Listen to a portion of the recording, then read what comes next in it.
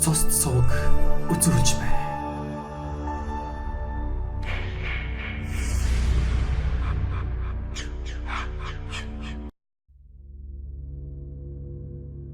Дэлхийн ертөнцид хачирхалтай гэмт хэрэгүүд маш олон гардаг. Тухайлбал Америкийн нэгдсэн улсын иргэн Роберт Ли Брок гэгч хүн алхахыг завдсан хэрэгээр шоронд хоригдож байхдаа өөрийгөө шүүхэд өгчээ.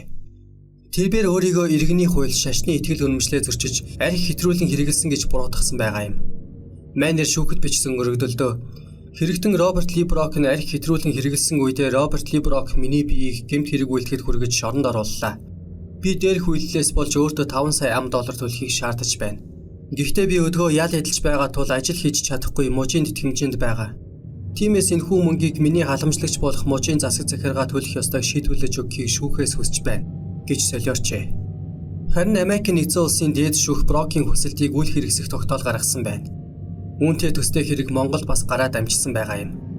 2006 оны 8 дугаар сард хан уул дүүргийн 6 дугаар хороонд оршин суух Яас Сүхбаатар гэгч 40 орчим насны эр Согтуугийн харгаагаар хамт харигдаж байсан найзынхаа тархин дундуур архины шилээр зөхөж хүнд гэмтэл учруулжээ. Тэгээд тэр ганц удагт хоригдож байхдаа анхан шатны шүүхэд доор хоригдлыг бичсэн байна. Ядамжов овогтой Сүхбаатар миний биеийг 2006 оны 8 дугаар сарын 23-ны өдөр найз Ганбаяртайгаа 2 шил архи уусан билээ. Бидний уусан архи Апугийн ерөөл архи байсан. Хотлаа гэвэл манай эхнэрээс асуух хэрэгтэй. Эхнэр маань эд бүрийн баримт болгох үүднээс ерөөл архины 2 хоосон шилийг одоо хүртэл хадгалсаар байгаа. Миний хувьд гэвэл байнга архи уудаг архичин хүн биш. Сард ганц удаа архи уудаг гэж хэлж болно. Харин намайг тэр гайт өдөр ерөөл архи гэмт хэрэг рүү түлхсэн. Үүгээр зогсохгүй ерөөл архины хоосон шил найзын маань тарих толгойг гэмтээсэн. Хэрвээ би тэр өдөр ерөөл архийг уугаагүй бол найзыгаа хизээч гэмтээхгүй байх байлаа. Тиймээс найз Ганбаярын маань эмчилгээний зардал болох 250 мянган төгрөгийг ерөөл архийг үйлдвэрлэсэн Апу компаниас гаргуулж өгнө үү хэмээжээ. Энэхүү өргөдлөөс яах аргагүй соц нийгмийн үнэр ханхалж байна. Учир нь соц нийгмийн үед хэн нэгэн хүн арх хэтрүүлэн хэрэгэлсэн үедээ ямар нэгэн гэмт хэрэг үйлдчихсэн байхад цагдаа нар хаанаас арх авч уусан, хэнийг арх өгсөн гэх зэрэгээр байцаадаг байлаа. Энэ нь хөдөө орон нутагт бүрч хүчтэй ноёрхож байсан бөгөөд хэн нэгэн этгээд Согтуугийн улмаас ямар нэг гэмт хэрэгт холбогдлоо гэхэд түүнд архиар үйлчилсэн гэрийн эзэн заавалжгүй цагдаад дуудагдан байцаагддаг байлаа. 1970-аад онд болсон нэгэн хэрэг явдал одоо болтол санаанаас гардаггүй юм.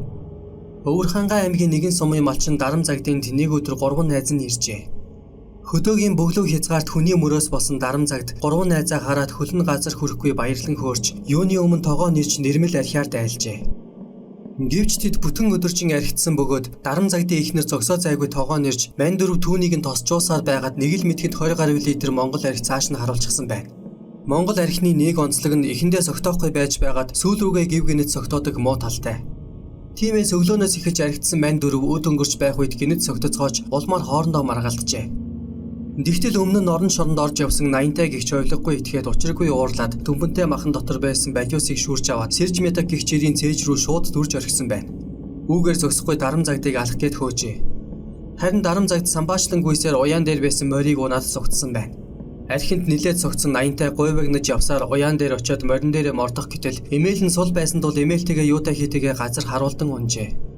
Учир нь Дарам Загд түүнийг мориор хөөнө гэдгийг мэдчихээд эмээлийнх нь олмыг суллаад зүгтчихсан байж. Үүний улмаас 80-тай уур хилэн улам дүрлзэж барьж байсан байльяасаа мориныхон хүзүүрөө дүрж цусан далай нийлэлгэжээ.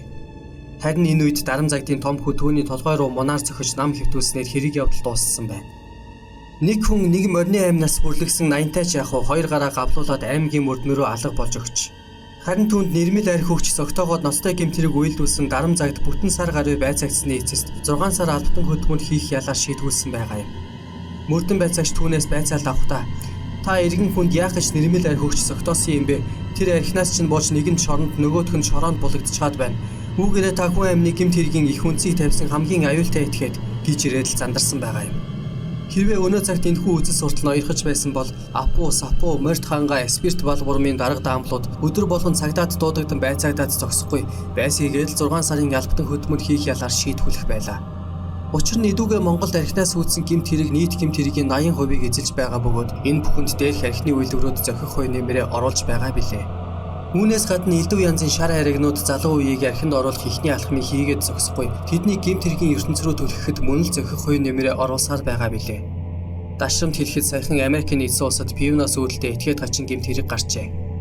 Тус улсын иргэн Ричард Овертын гэгчээр орон нутгийн нэгэн пиони компаниг худал зар сурталчилгаа явуулсан хэмээн буруутгасан байна. Уг компани манай үйлдвэрийн пивийг уусан хүн аз жаргалтай байх болно. Танд манай пив аз хямар бэлэглэнэ гэж бүтээгдэхүүнээр рекламдсан юм байх. Тэгтэл Ричард Оверт нь би аз жаргалтай байхын тулд танай компани пивийг өчнөө уулаа. Тэгтэл надад ерөөсөө аз хямар бэлэглсэнгүй. Тиймээс би танай пивонд зарцуулсан мөнгөө хэмжилж байна гэж шүүхэд гомдол мэдүүлсэн байгаа юм. Манайхан ч гэсэн иймэрхүү гомдол мэдүүлж болох талтай.